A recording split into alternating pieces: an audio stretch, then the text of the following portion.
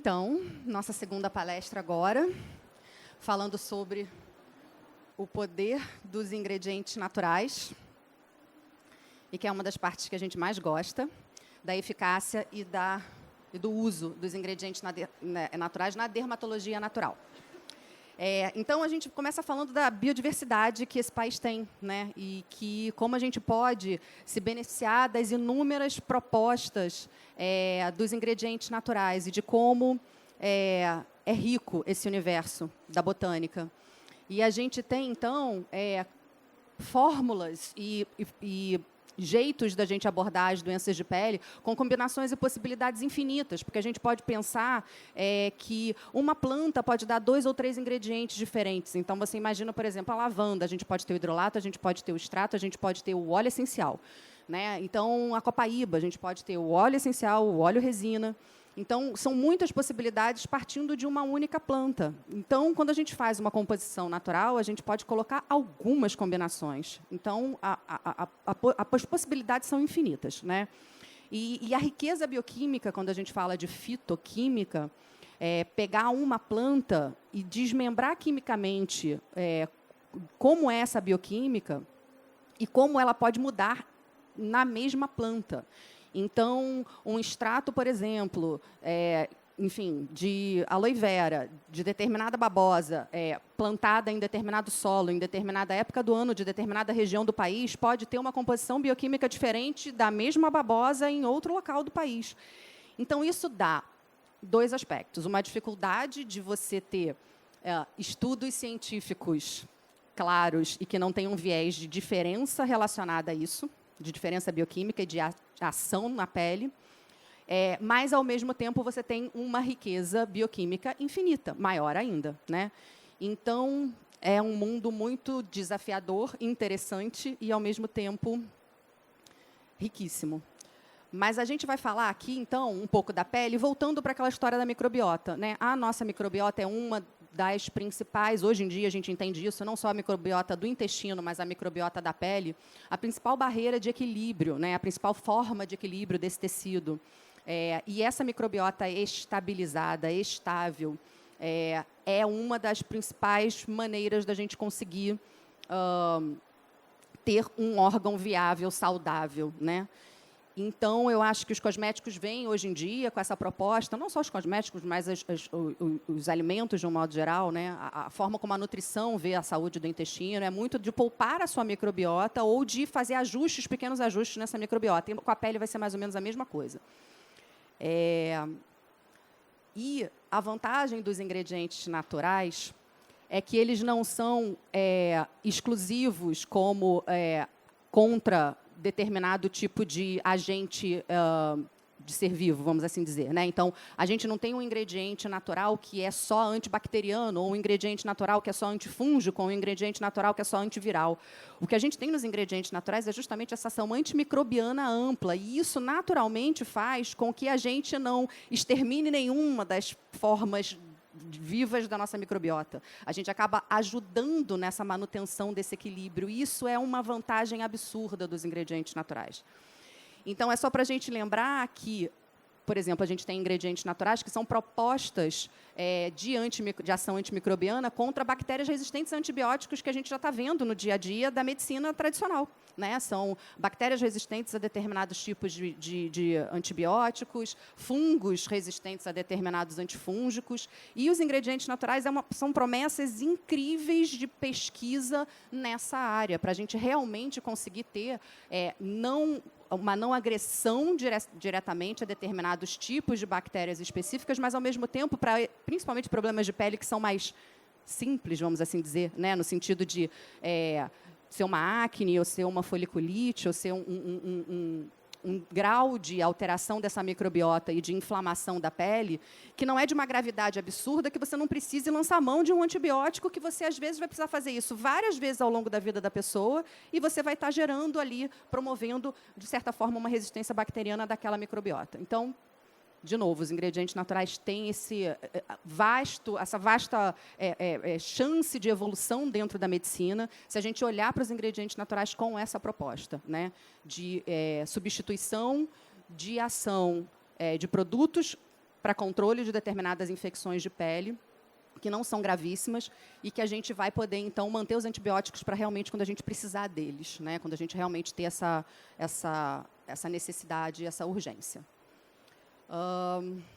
E aí, quando a gente fala de ingrediente antimicrobiano, a gente vê aí os metabólitos secundários das plantas. Isso daí, quando a gente fala de riqueza bioquímica, né, ou riqueza fitoquímica de um ingrediente, eu poderia estar falando de uma planta específica. Então, a gente tem os terpenos, os compostos fenólicos, os metabólicos secundários do hidrogênio e os metabólicos secundários das sulfonas. A gente, na verdade, quando a gente fala de controle antimicrobiano, eu estou falando dos terpenos, e aí a gente lembra dos óleos essenciais.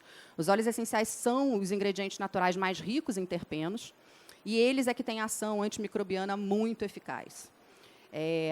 Então, aqui eu só estou chamando a atenção para a gente lembrar o poder que tem os óleos essenciais e para a gente não usar esse poder de uma forma não muito criteriosa, sem bom senso, porque senão a gente vai perder a chance de ter uma grande possibilidade de controle de algumas coisas, mas, ao mesmo tempo, a gente, se errar na mão, a gente pode não ter mais essa potência que a gente tem com esses ingredientes. Tá? Então, de novo, né, a gente está falando de doenças comuns da dermatologia, doenças comuns das pessoas. Então, é a acne, dermatite seborreica, a dermatite perioral, rosácea, foliculite, micose. Quem nunca teve alguma dessas coisas ou quem nunca conheceu alguém que sofria com isso, né?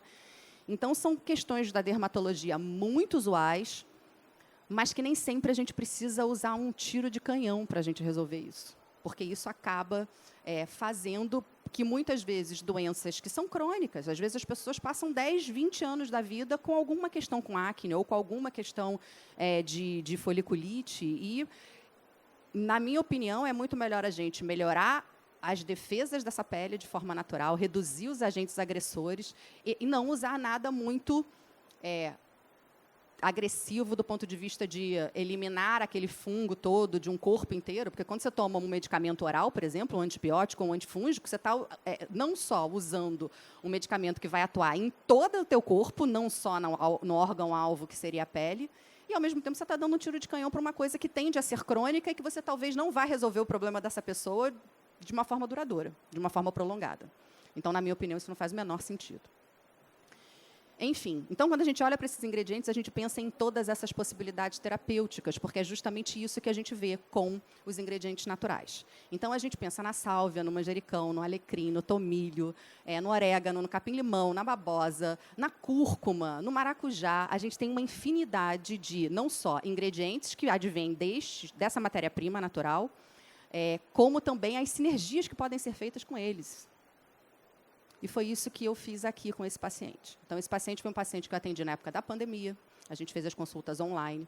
E ele estava desesperado porque ele estava com uma dermatite perioral de meses que não se resolvia com nada da cosmética convencional. Nada. E não só cosmética, com medicamentos. Ele usava corticoide, ele usava imunomodulador, ele usava tudo que falavam para ele usar, ele usava. Já tinha ido a 200 médicos e ele não sabia mais o que fazer. E aí, na verdade, é justamente melhorar a base dessa pessoa, tirar os agentes agressores, tirar o sulfato, tirar os conservantes, melhorar a microbiota intestinal dessa pessoa, a alimentação, reduzir o estresse, e a gente, aos poucos, vai redescobrindo uma pele saudável, com aqueles ingredientes, com essa proposta, né? É isso. Tirando o corticoide, se vocês perceberem, de abril para maio teve uma piora absurda, porque a gente tirou o corticoide, a gente tirou o imunomodulador, a gente tirou tudo que ele vinha usando há séculos, porque isso não estava resolvendo a vida dele. Não era isso que a gente ia conseguir resolver, né? Então, na verdade, essa é a proposta. A proposta é a gente redescobrir o que equilibra, o que precisa ser equilibrado, o que está em exagero e o que precisa ser ajustado. E o que o ingrediente natural pode fazer pela pele? Muitas coisas, né? Então, a gente vê que uma dermatite atópica, obviamente, a ordem está ao contrário, né? Mas a gente consegue melhorar a cicatrização dessa pele, a gente consegue melhorar a xerodermia, que é o ressecamento, a gente consegue melhorar o processo inflamatório, a gente consegue reduzir prurido, a gente consegue reduzir mancha na pele. Então, na verdade, não especificamente nenhum tratamento para o melasma, não especificamente nenhum tratamento para a mancha. De novo, a multifuncionalidade dos ingredientes naturais é absurda e a gente não precisa de nenhuma coisa em específico para nada, tá? Mas aí também não tem muita receita de bolo. O que tem é a gente ver o que aquela pessoa que tem a dermatite atópica, né, não é tratar a dermatite atópica, não é tratar a acne, é tratar aquela pessoa que tem a dermatite atópica, aquela pessoa que tem a acne. Porque são condições, né, que podem ter motivos diferentes daquela pessoa estar com aquela questão na pele. Né? Então, é o caminho inverso do que a dermatologia convencional faz. E é por isso que é tão difícil a gente fazer com que as pessoas acreditem nisso, porque é muito oposto ao que a gente aprendeu. Né? A gente aprendeu isso. Né? Enfim. Então, aqui, né, a gente quis trazer alguns artigos só para realmente a gente poder embasar o que a gente está falando, porque senão a gente parece três loucas, né, três malucas, assim, falando o que a gente... Né, enfim... Mas, na verdade, então, é isso. Né? Assim, a proposta da alternativa natural, como biosurfactantes gentis, que não vão mudar essa microbiota, que vão, pelo contrário. A gente tem artigo que fala da recuperação da microbiota quando a gente usa biosurfactante, quando a gente usa alguns conservantes naturais e quando a gente usa ingrediente natural. Essa microbiota ela se recupera. Né? Então, é isso. É a gente recuperar e regenerar essa pele. E no caminho oposto mesmo. E, de novo, falando dos óleos essenciais, e eu vou bater nessa tecla, porque eu acho que é um do tipo de ingrediente que está ficando muito popular, e eu acho que tudo que fica muito popular, eu fico com medo de ficar muito popular, porque a gente pode perder realmente o bom senso e o critério para a gente usar um ingrediente tão poderoso como são os óleos essenciais. Então, os óleos essenciais eles servem como ação antimicrobiana, mas a gente está vendo muita marca usando óleo essencial para fragrância, e muita marca usando óleo essencial como conservante. Não que isso seja um problema, mas isso não deveria ser uma constância. Isso não deveria ser uma coisa...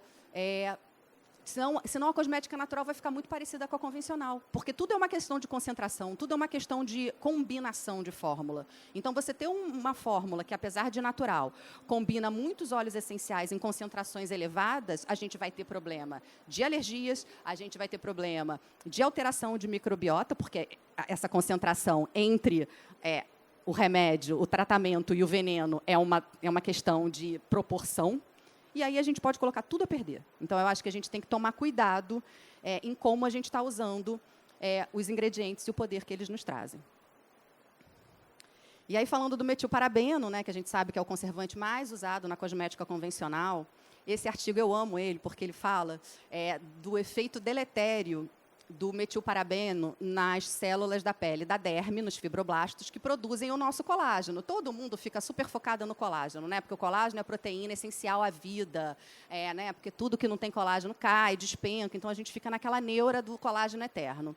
E aí, o metilparabeno ele se mostrou tóxico para o fibroblasto, que é essa célula da nossa pele que produz colágeno, e ele destruiu o colágeno da pele, ele destruiu as fibras de colágeno da pele e reduziu a produção de colágeno pelos fibroblastos da pele, numa concentração de 0,3%, que é a concentração que o cosmético convencional usa. Então, a pessoa vende lá aquele produto com vitamina C, com vitamina E, com, enfim, retinol e o caramba 4 para melhorar o colágeno, para ter efeito anti-aging, mas o metilparabeno está lá lutando contra aquele colágeno, né, fazendo a ação inversa. E esses pesquisadores descobriram isso, isso é um estudo in vitro, com cultura de células fibroblásticas sob a ação do metilparabeno. No nosso curso, a gente elabora bem esse artigo, porque eu adoro ele. E aí... Ai, apertei demais, volta. E aí, esses mesmos estudiosos, cientistas fantásticos, eles depois foram pesquisar o que o ácido rosmarínico, que é um dos fitoativos do alecrim, faria nesse fibroblasto, nesse colágeno destruído pelo metilparabeno. E não só ele evitou a destruição do fibroblasto, como ele aumentou a produção de colágeno por esses fibroblastos em ação do metilparabeno. Então, gente, é o efeito protetor, é o efeito reparador do ácido rosmarínico contra o metilparabeno. Quem é que vai ganhar essa guerra? Então, acho que são duas coisas que a gente tem que parar para pensar. A primeira coisa a gente precisa mesmo de retinóico, a gente precisa mesmo de vitamina C para a gente ter essa promessa de pele jovem, de pele maravilhosa e de pele exuberante, porque a gente está falando de ingrediente sintético. Então, essa é a primeira coisa. E a segunda coisa olha o poder que um fitoquímico do alecrim pode ter na pele. Aí eu pergunto, não é muito melhor a gente usar um creme Pro-Aid com um extrato de alecrim cheio de ácido rosmarínico e sem o metilparabeno no nosso dia a dia? Eu acho que isso é que a gente tem que parar para pensar, tá?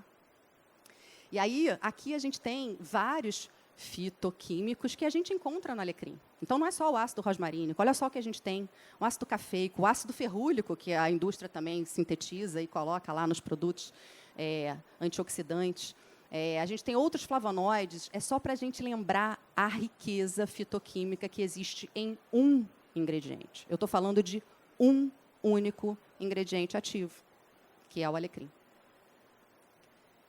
E aí, falando um pouco dessa questão da permeabilidade celular, né? Tem gente que ainda é muito cética em relação ao que a pele absorve, o que a pele não absorve. Mas ela absorve o filtro químico, ela não absorve o conservante, ela absorve o conservante, ela absorve. Ela, às vezes, absorve o que a gente não queria que ela absorvesse, infelizmente, e o que a gente queria que ela absorvesse, ela não absorve. Então, a pele ela tem meio que uma autonomia, porque tudo vai depender de uma questão de pH, de permeabilidade daquela pele, de espessura daquela pele, de concentração daquele ativo no produto.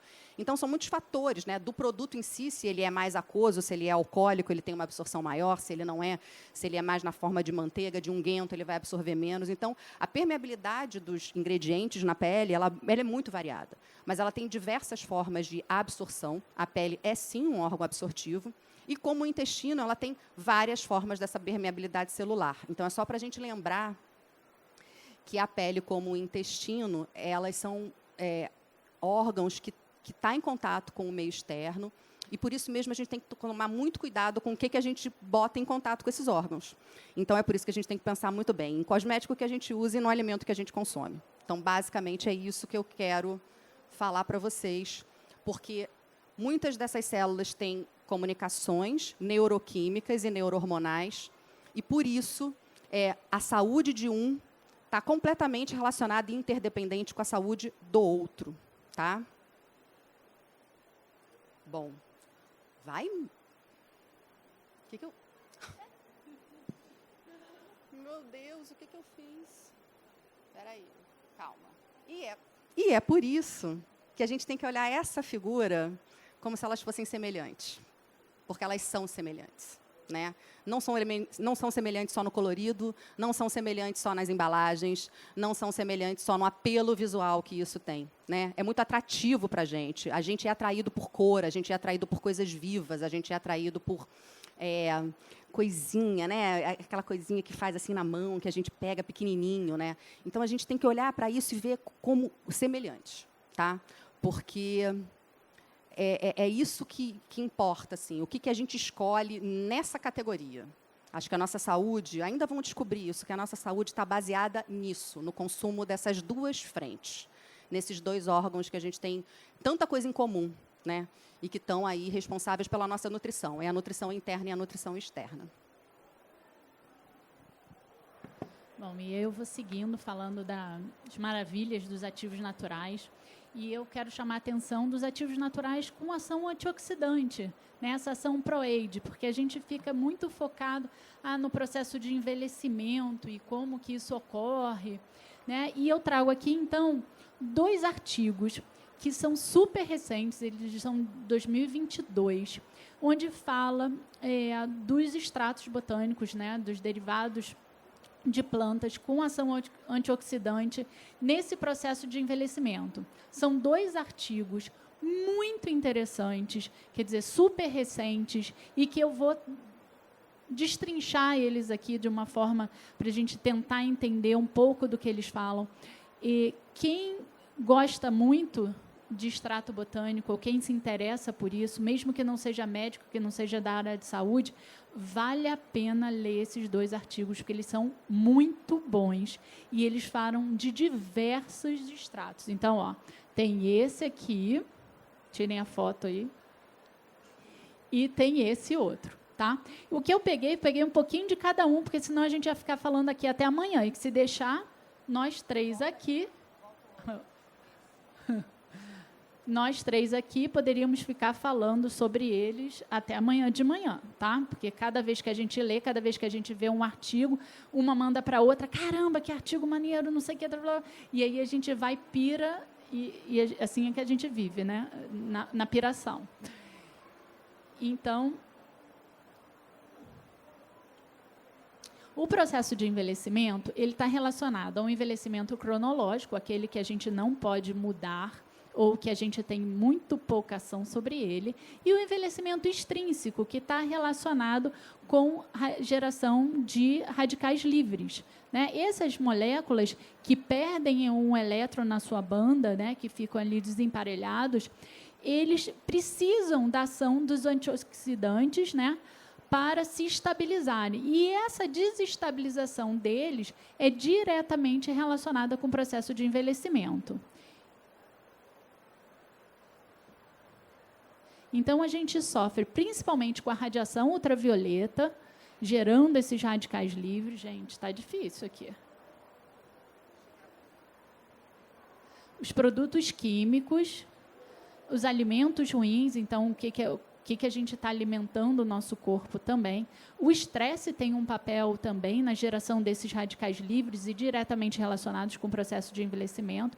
A inflamação, principalmente aquela inflamação subclínica, aquela que a gente não vê, mas que está ali todo dia. A poluição do ar. Então, a gente tem aí inúmeros fatores, até mesmo a qualidade do nosso sono, né, está relacionada com a geração de radicais livres. E aí, esse processo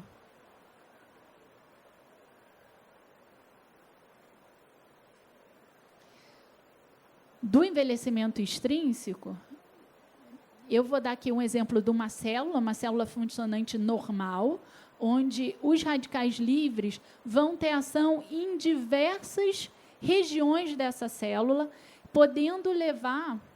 Gente, eu estou numa briga aqui com um negócio que está ótimo, hein?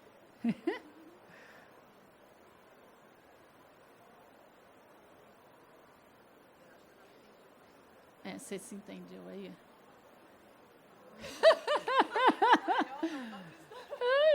Então, tenta você, Lu. Então, o que esses radicais livres, eles vão poder, né, eles vão ter ação na membrana celular, nas proteínas celulares, um dano nuclear, um dano na função mitocondrial, e essas modificações nessas estruturas celulares vão levar ao envelhecimento prematuro, danos oxidativos nos lipídios, nas proteínas celulares e até mesmo no DNA nuclear, né? Leva a uma diminuição da função imunológica de proteção celular mesmo, uma desorganização das fibras de colágeno e da função das células de colágeno, o que pode levar, então, a algumas doenças de pele, melanoma, câncer de pele e o próprio envelhecimento. Pode, Lu. Então, a gente tem uma relação da queda do colágeno natural, onde que a gente, a partir dos 30 anos, começa a descer essa ladeirinha de produção, né? E essa falta de colágeno e elastina vai levando à formação de rugas profundas, né? Pela falta desse colágeno e dessa elastina. E aí, os ativos naturais, que têm ação nos radicais livres, numa pele normal, a gente tem a ação de radicais livres exógenos e os endógenos, né? E vários ativos naturais vão agir em diversas áreas de dano. Então, por exemplo, aqui os carotenoides, eles vão estar agindo no dano prematuro, no dano oxidativo do DNA, eles vão estar melhorando a função imune, eles vão estar melhorando a desorganização do colágeno, eles vão estar agindo ali, então, na síntese de colágeno, assim como a vitamina C, eles vão ter ação nas organelas celulares. Então, melhorando a função dessas células. Vocês imaginem diversas células, uma do lado da outra, toda danificada, ou com essa parede danificada, o que a gente vê no macro? A gente vê envelhecimento, ruga fina, ruga profunda, mancha, né? Ressecamento, tudo aquilo que a Paty falou lá na primeira aula em relação à pele do idoso, fragilidade da pele, né? A dificuldade de cicatrização, enfim, a gente vai modificando isso por uma ação que vem tanto de fora, dessas que eu acabei de falar, quanto endógena. A gente tem um sistema, né, de controle de dano de radical livre no nosso próprio corpo. A gente tem enzimas, a gente tem vitaminas, minerais, que vão ter essa ação anti-radical livre. E é importante a gente lembrar que o controle desse dano ele vai tanto de dentro para fora, quanto de fora para dentro. E aí, quando a gente pensa em ativos naturais, e aí a gente pensa em compostos fenólicos, nos carotenoides, na vitamina C, na vitamina E e inúmeros outros que tem nesses artigos que eu estou falando, que eles vão agir não só na superfície, né, no extrato córneo, mas que eles vão agir na epiderme e na derme. Então, eles vão melhorar a qualidade da pele. Então, cada um acaba agindo em vários locais, e aí a gente diz a multifuncionalidade de cada um desses ingredientes, que eles não agem só num problema, eles vão agir em vários locais, em vários problemas, digamos assim.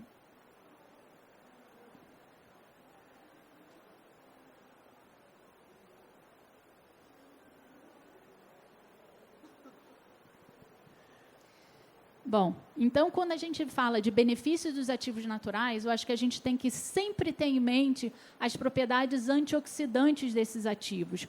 Mas eles têm um efeito protetor contra a radiação ultravioleta, principalmente a ultravioleta B, né? E eles levam uma redução do dano inflamatório da fotoexposição, que é a principal causa de envelhecimento precoce. Então, os ativos naturais, eles, através dessas propriedades antioxidantes, eles são capazes de não só prevenir a formação dos radicais livres, mas como restabelecer a integridade dessa pele. Então, ele tem ação regeneradora também. E aqui eu coloco uma listinha, que tem muitos outros lá nesses artigos, falando de alguns óleos, o óleo de argão, o óleo de coco, o feverfil, que é uma espécie de flor parente ali da calêndula, o chá verde, o crocin é a cúrcuma, né, um extrato da cúrcuma, o extrato de romã. Então, a gente tem esses ativos levando, né, várias ações no efeito anti-age. Então, a gente tem não só ação antioxidante, mas a gente tem inibição da tirosinase. Então, na verdade, ele vai agir aí prevenindo pigmentação, ele vai ter ação umectante, emoliente, ele vai ter a ação de estímulo de colágeno, ele vai ter ação na diminuição da agressão fotoinduzida, ele vai ter ação imunomoduladora, ele vai ter ação protetora de fibroblastos. Então, pensa um cremezinho, aqui tem 6 coisas, né? E que essas 6 coisas, a união faz a força aqui desses ativos, né? E é isso que a gente vê na maioria dos cosméticos naturais. A gente tem união de óleos vegetais com extratos, né? E que esses vão ter ali uma ação multifuncional em várias camadas, em várias áreas desse processo de envelhecimento.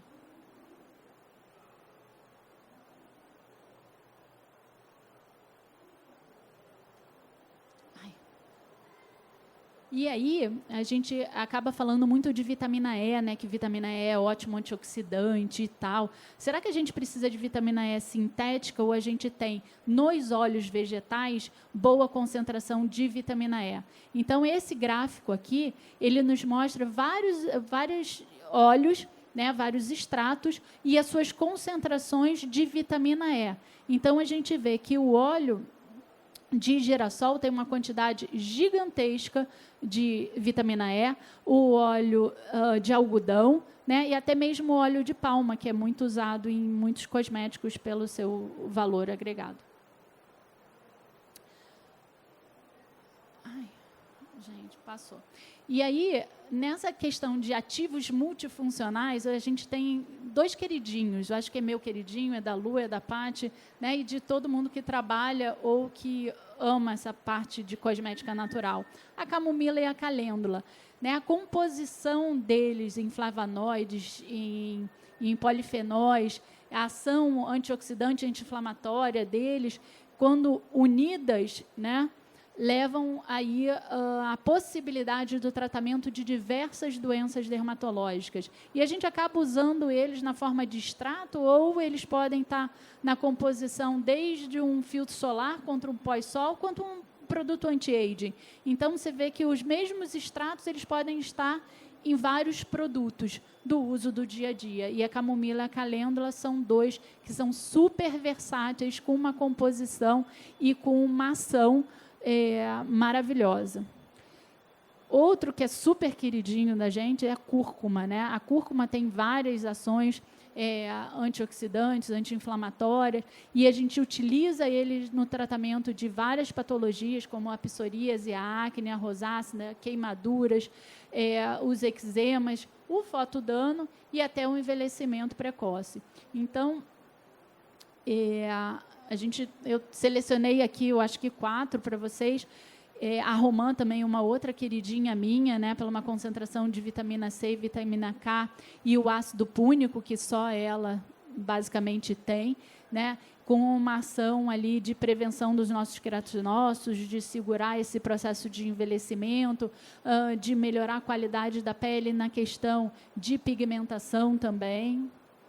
O chá verde, que é assim, queridíssimo, né, pelos seus flavonoides e seus ácidos fenólicos, com uma ação antioxidante poderosíssima, e 20 vezes maior do que uma vitamina E, né, é ótimo para melhorar o dano fotoinduzido, né, a fototoxicidade, estimular a formação de ceramidas na pele. A gente usa ele no tratamento tanto da dermatite atópica quanto outras patologias inflamatórias e anti-aging. E ele é bom, que pode ser o simples chazinho que você faz e bota na pele, como ele pode ser um extrato presente num filtro solar ou num creme anti-aging. Então, é um outro ativo super multifuncional e que tem uma ótima ação antioxidante e que vai trabalhar muito nesse processo aí de envelhecimento.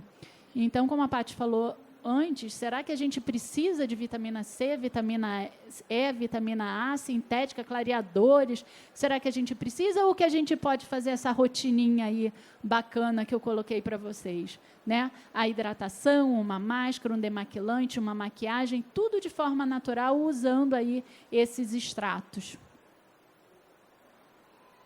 Então, como é que a gente vai ter uma pele bonita, né? A gente vai ter uma pele bonita, 50% disso significa o que a gente passa na pele. Os outros 50% é o nosso estilo de vida, a nossa dieta, o nosso controle de estresse, se a gente dorme bem, com o que a gente se hidrata. Então, uma pele bonita e saudável não é só fruto do que a gente passa na pele, mas também de todos esses outros fatores. E o que a gente acaba vendo aí, e até hoje a mídia social acaba mostrando, rotinas de 10 passos, muitos produtos. A gente precisa desses 10 passos, ou a gente precisa de poucos produtos com bons ingredientes multifuncionais, né? E isso que a gente trabalha muito na dermatologia natural.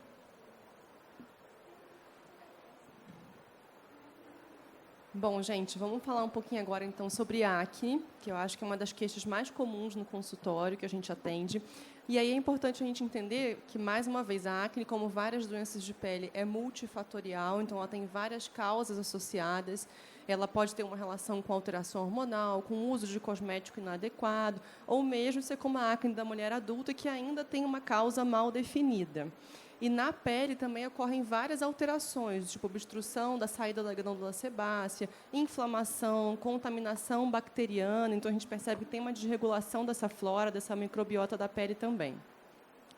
E aqui a gente quis trazer esse lembrete de cosmética natural é para todos os tipos de pele.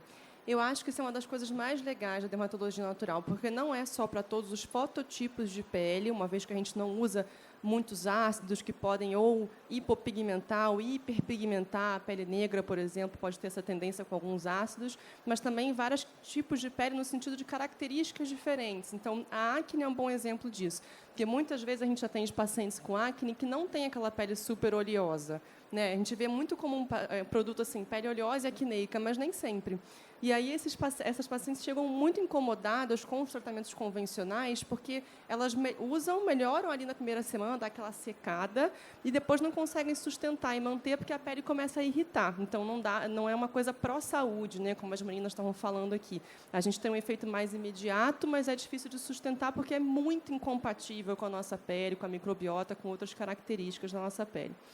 E complementando um pouquinho até o que a Grace falou, a gente vê que o processo do envelhecimento, ele é, em boa parte, o nosso corpo não conseguir se reparar mais tão bem, né? A partir dali dos 30, 40 anos, a gente vê que se a gente come muita besteira, bota o pé na jaca, assim, fica meio mal, bebe mais álcool, também não é como se tivesse 20 anos. A mesma coisa na pele, não consegue, o metabolismo ali dos antioxidantes naturais do nosso corpo já não está mais tão bom, é natural, isso é fisiológico, e a gente começa a ter que ajudar mais o nosso corpo nesse processo. Então, isso a gente fala de saúde interna e também de utilizar esses ativos naturais, antioxidantes, que são mais compatíveis com a nossa pele, para ajudar e não atrapalhar, como os parabenos acabam fazendo, né? Então, eu trouxe esse artigo aqui, que foi publicado em 2018, e ele comparou, na verdade, 2 cremes. Um creme continha própolis, tea tree, que é a melaleuca, o óleo de melaleuca, e aloe vera, e o outro creme continha eritromicina, que é um antibiótico tópico super utilizado no tratamento da acne, e que tem mostrado cada vez mais resistência bacteriana. Então, até mesmo na dermatologia convencional, a gente sempre tende a tentar evitar o uso de antibiótico para não ficar gastando essa cartada ali. E esse estudo é um estudo legal, ele é muito bom. Ele utilizou mais um creme placebo também, então foram 3 formulações avaliadas, e foi um estudo duplo cego. Então, isso significa que nem a pessoa que usou a formulação sabia qual das 3 estava usando, e nem o avaliador sabia também. Então, isso reduz bastante o viés ali do estudo, né, para a gente não ficar querendo que um melhore mais do que o outro. Então, é um ótimo estudo esse daqui. E, bom, falando um pouquinho, então, sobre esses 3 ativos, né, que ele avaliou. A babosa, que é a aloe vera, tem essas múltiplas ações aqui bem resumidinhas, né, cicatrizante, calmante, hidratante, efeito anti-inflamatório, antibacteriano e antioxidante. Então, é por isso que ela está presente em vários produtos. Vocês devem ter visto ela em vários cosméticos aqui na feira hoje, porque a gente usa tanto para acne quanto para dermatite seborreica, que também é uma doença inflamatória. A gente também precisa de um efeito calmante, tanto para a prevenção do envelhecimento, porque a gente precisa dessa ação antioxidante. Então, é bem multifuncional. E isso também acontece o seguinte, muitos pacientes com acne, né, comentam assim, ai, poxa, porque eu sinto que eu estou tratando só a acne, não estou conseguindo usar o tal creme anti-rugas lá que eu vi a propaganda. Só que se você está tratando com aloe vera, você está automaticamente usando também um ativo antioxidante e também prevenindo o envelhecimento da sua pele, né? Então, são múltiplos ganhos. A melaleuca tea tree é um ativo super consagrado para a acne, principalmente por esse efeito antibacteriano potente que ele tem. E aí, por isso que, reforçando também o que a Paty falou, a gente tem que tomar muito cuidado para não perder esse efeito do tea tree. Então, não é uma coisa para a gente ficar usando a 3x4 para qualquer coisinha e tal.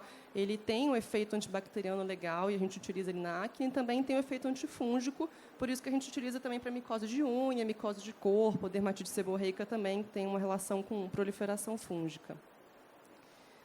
E o própolis, que tem ação antibacteriana, anti-inflamatória e cicatrizante, por isso também está bem presente em alguns produtos para cicatrização da pele. E aí essa imagem dá até uma preguiça, né, gente? Eu sei, mas eu achei que seria legal trazer, porque esse é o que tem nesse estudo, né? Então, naquela primeira imagem ali no canto superior esquerdo, que tem a faixa roxinha e a faixa laranja. A faixa roxinha representa a gravidade da acne e a faixa laranja a quantidade de lesões. Então, esse gráfico, na verdade, está avaliando a eficácia de melhora da gravidade da acne e de melhora da quantidade de lesões, no caso de redução, né? E a gente vê que o creme contendo, então, própolis, tea tree e aloe vera teve uma eficácia maior, tanto na melhora da gravidade, quanto na redução da quantidade de lesões em relação ao creme contendo eritromicina e em relação ao placebo também. Nessa figura B aqui, do lado direito da primeira figura, ele avaliou a eficácia de melhora em relação a várias lesões de acne, né? Os comedões, que são os cravinhos, as pápulas, que são aquelas bolinhas, e as pústulas, que são as bolinhas com pus. E aí, na verdade, no caso dos comedões, o creme de eritromicina teve uma resposta melhor em relação ao creme natural, contendo própolis, tea tree e aloe vera. Nas pápulas, o creme natural com os 3 ativos teve uma eficácia maior e nas pústulas também teve uma eficácia maior. A figura C mostra a redução da vermelhidão das lesões cicatriciais de acne. Então, o creme natural é a listra azul, ele reduziu mais essa vermelhidão, e esse foi uma conclusão interessante desse artigo, porque muitas vezes a gente consegue, na dermatologia convencional, melhorar a inflamação, mas não tanto essa vermelhidão. Pelo contrário, a pele começa a ficar até um pouco mais irritada, né? Então, com o tratamento natural, a vermelhidão das lesões cicatriciais melhorou, e nessa figura D aqui mostra a vermelhidão das lesões papulosas de acne, que também melhorou mais com o creme contendo os ativos naturais, que é a faixa azul, do que com a eritromicina, do que com o placebo. Então, aqui, para a gente finalizar, reforçando, na acne, a gente tem muito esse olhar integrativo, então a gente olha todos esses pilares, né, do nosso ser, como é que está a saúde mental, a saúde física, a rotina, a alimentação e etc. E, às vezes, a gente pode precisar até de acompanhamento multidisciplinar com nutricionistas, psicólogos, endocrinologistas, ginecologistas, e esse olhar individual também, porque, às vezes, o que funciona para uma pessoa, o que é um fator de gatilho para uma pessoa não é o mesmo que é para outra. Então, coloquei aqui mais ou menos o que a gente sempre aborda nas consultas. A gente pergunta como é que está essa questão do estresse, como está a intensidade do estresse, como a pessoa tem manejado esse estresse. E aí é importante a gente reforçar a importância do exercício físico. O exercício físico é importante para tudo. Fisicamente é maravilhoso, e hoje a gente sabe que para a saúde mental ele é muito bom também. E o estresse é um dos fatores de piora da acne, a gente vê isso com frequência no consultório. A meditação também ajuda, às vezes, acompanhamento psicológico, se for o caso. A observação do ciclo menstrual. É comum algumas mulheres perceberem relação de piora na fase de ovulação, na TPM. É importante a gente ficar de olho se está tendo alguma mudança de padrão dessa menstruação também, para acompanhar com o ginecologista e precisar, às vezes, fazer algum tipo de intervenção. Existe também uma proposta muito legal de ginecologia natural. A gente tem algumas parceiras que trabalham com a gente nesse sentido. É importante a gente olhar também para a alimentação. Então, os estudos mostram que os principais elementos relacionados com piora da acne são leite, derivados de leite de vaca, açúcar e amendoim, em excesso, principalmente, mas muitos pacientes relatam essa relação de piora também com glúten, quando ingerem bebida alcoólica do tipo cerveja, enfim, por isso que é muito individual, a gente pede para a pessoa se observar. E a saúde intestinal também é muito importante, porque a gente olha não só para essa microbiota da pele, mas também para a microbiota do intestino, que, quando ela está desregulada, ela pode piorar muito doenças inflamatórias. E a acne é uma doença inflamatória, dermatite, psoríase também. Então, às vezes, a gente pode precisar até de um tratamento com probiótico oral, também para associar essa melhora da acne.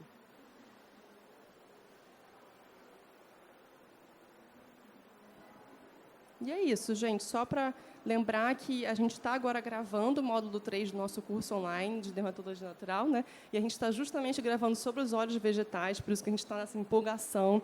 E, de fato, a gente fica muito empolgada, né, com esses ativos. Hoje mesmo a gente falou de botar mais um, e é por isso que o curso está demorando tanto para ficar pronto. Não tem fim. Toda hora a gente quer colocar alguma coisa, né? E vai ter um último módulo também, que a gente também ainda vai gravar, que vai ser mais de prescrição mesmo, de tratamento, voltado para médicos, que aí a gente vai mostrar mais como é que a gente trata, como é que a gente monta a formulação, concentrações, etc. Né? Vocês querem complementar?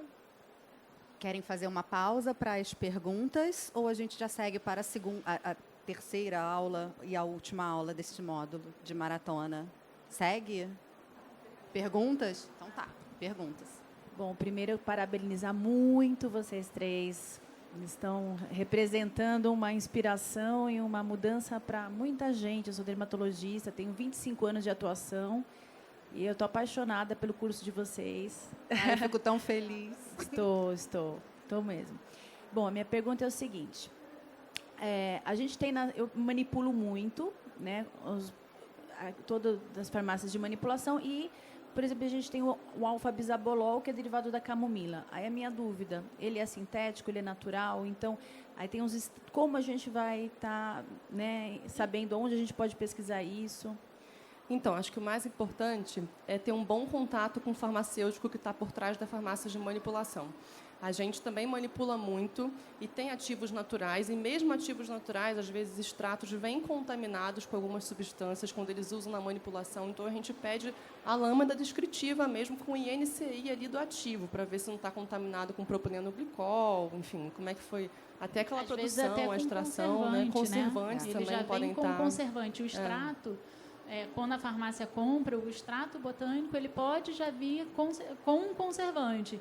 Então, nesse momento, assim, a parceria com a farmácia, ou com a farmacêutica, ou com alguém que possa te mandar a lâmina naquele extrato exatamente que ela está usando, para você ver. E aí, pelo INCI, se ele for um extrato puro, vai ser só extrato, ou se ele for um extrato composto, ele vai estar ali dizendo o que mais tem, se ele tem um propilenoglicol, ou se ele tem até parabeno, às vezes, vem junto com o extrato. Exatamente, às vezes vem com liberador de formol, com DMDM dantoína e com outros conservantes que estão ali naquele extrato pronto para a farmácia de manipulação utilizar. E a pessoa faz uma propaganda ali do extrato para você, mas você não tem acesso especificamente aos componentes que vêm em conjunto com esse extrato. Então, é bem complicado, porque a manipulação passa por essas questões de cada ingrediente em especial e também na parte dos veículos. Do veículo que você está usando, né? Porque, às vezes, você está colocando lá todos os ingredientes naturais. São extrato de romã, óleo vegetal de copaíba, óleo essencial de, enfim. Só que você está colocando numa base de creme que ele também vai vir, ou com petrolato, ou com conservante, ou com outras coisas juntas, né? Então, essa troca com a farmácia tem que ser muito boa. E, às vezes, o que acontece para a gente é que a gente tem um número super restrito de farmácias que vão atender os nossos pacientes. E aí, a paciente, às vezes, mora fora do Rio e não sei o quê. Ai, Grace, como aí... Às vezes, a farmácia não reconhece o que a gente... E a gente acaba botando... uma base, toda essa instrução do como que a gente quer, e a farmácia diz assim, nunca vi, né? E, então, é muito importante essa relação. Às vezes, assim, Grace, posso trocar esse ativo pelo aquele? Não, não pode, porque aquele outro, que é teoricamente igual, né? Mas não é igual.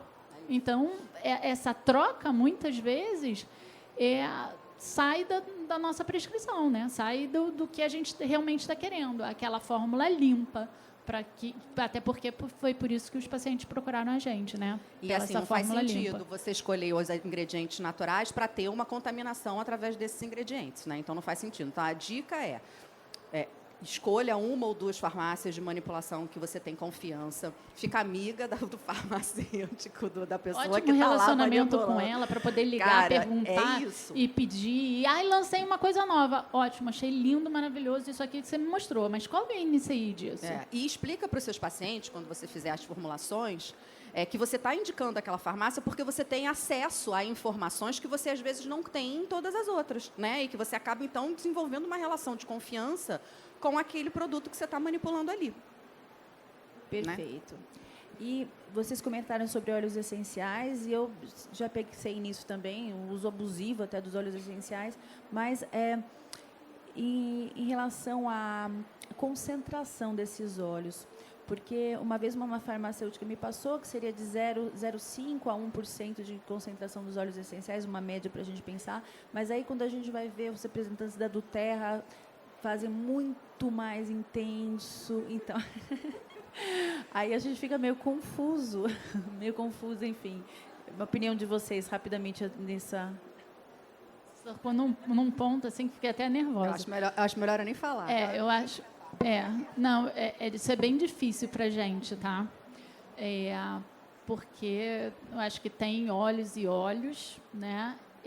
Tem formas de uso e formas de uso, né? A gente acaba usando realmente concentrações mais baixas, e isso vai variar de um óleo para o outro, e vai variar também de o que você quer atingir, o que você quer tratar naquele paciente, porque eu e a Paty, às vezes, a gente dá uma pirada, né? Aquele pontual, por pouco tempo, a gente faz aquela coisa muito individualizada, então também é difícil da gente generalizar, tá? Mas... A Paty não vai se aguentar. Eu estou tentando aqui medir minhas palavras. É assim, óleo essencial, né? Não dá para produzir óleo essencial para todo mundo usar aromatizador de lavanda para dormir. Isso não existe. Isso é incompatível, isso é insustentável. Esse óleo essencial deixou de ser um óleo essencial natural, ele deixou de ser um ingrediente natural. A gente já tem artigo falando de contaminação de pesticida em óleo essencial. É óbvio, não tem como. Se todo mundo resolver usar aloe vera na rotina de skincare, não tem aloe vera para todo mundo, como não tem óleo essencial de lavanda natural para todo mundo, né? Então, de novo, essa popularização dos ingredientes naturais, a gente tem que tomar cuidado, porque isso vai descredibilizar o ingrediente natural e, ao mesmo tempo, contaminar uma coisa que vai deixar de ser positiva para a nossa saúde, né? Então, eu acho que a ingesta de óleo essencial é uma loucura, na minha opinião. Acho que a gente não tem nenhum artigo que confirme, nenhum estudo sério que confirme a segurança disso. E eu acho também que essa questão de usar óleo essencial puro e concentrado, a gente, de novo, vai começar a ter uma infinidade de dermatites de contato, porque as dermatites de contato, né, a gente sabe, como dermatologista, que quanto mais se usa um ingrediente numa frequência maior ou numa concentração maior, a gente começa a ter as dermatites de contato e as dermatites por irritante primário. De novo, a gente vai descredibilizar um ingrediente que pode ser muito bem-vindo para várias outras coisas. Então, a gente precisa de estudo, de bom senso e de critério. Senão, a gente não vai conseguir levar a dermatologia natural onde a gente quer, né? Que é realmente ter respaldo, ter segurança e ter o benefício para todo mundo. A gente não vai conseguir fazer isso. A gente tem todas as respostas? Não, nós não temos todas as respostas. A gente não posso dizer para você que é seguro usar o óleo essencial XYZ nessa concentração para essa pessoa. Não, não é. Já fiz formulações que eu perdi noites de sono e ligando para a pessoa, mandando mensagem assim, que está tudo bem. Não, eu só estou querendo saber se está tudo bem. Porque é isso. A gente, às vezes, faz coisas que são empíricas. E eu não tenho medo de falar isso, porque a gente faz isso o tempo todo. Muitas coisas das quais a gente pratica não tem respaldo científico de segurança para o que a gente faz. Mas é por isso que a gente tem que ter um background de uma experiência, bom senso do que já deu certo, do que não deu, né? E estudar o que tem de opção de informação para a gente séria, um ótimo relacionamento médico-paciente, e a gente estudar para a gente ter ideia de até onde a gente pode ir. E acho que para você trabalhar com natural, a primeira coisa que você tem que saber é que nem tudo que é natural é 100% seguro, né? Então, porque aí você já vai com uma cautela extra ali na largada, né? Porque a partir do momento que a gente parte do princípio que um ativo tem uma indicação, então ele vai ter uma contraindicação também, né? Então, se não vai fazer mal, também não vai fazer bem, não vai fazer nada, né? Não é o caso dos óleos essenciais, eles são muito concentrados, né? Então, a gente vai realmente com esse pé no freio de 0,5% a 1%. Raros casos, às vezes, a gente considera usar uma concentração um pouco mais alta, mas isso ali na cara do paciente. Assim, a gente decide na hora, dependendo da pele da pessoa, né? De quanto a pessoa é certinha, cuidadosa, se for uma pessoa que vai... a gente conhece. Ou tal. a gente começa um tratamento com uma concentração mais baixa, vê a tolerância dessa pele, a resposta dessa pele. Numa segunda consulta, a gente aumenta um pouquinho para a gente ganhar um pouco mais, né, de segurança em relação a isso. Orienta bem o paciente. Olha, a gente tem que ver até onde, né, a gente consegue uma boa eficácia, uma resposta, sem a gente ter um efeito adverso aí. Né? E uma coisa que a gente deixa bem claro também é que a gente não é aromaterapeuta, a gente é dermatologista, né? Então, a gente estudou mais a fundo o que o benefício que os óleos essenciais têm na pele, mas os aromaterapeutas estão aí e eles fazem cursos, eles são formados nisso. Então, se a pessoa quer aromaterapia, eu recomendo que vá com aromaterapeuta. Eu conheço colegas ótimos que trabalham com isso. Eu acho que não é uma coisa banalizada como a empresa que você citou, às vezes aromaterapia faz, séria, né?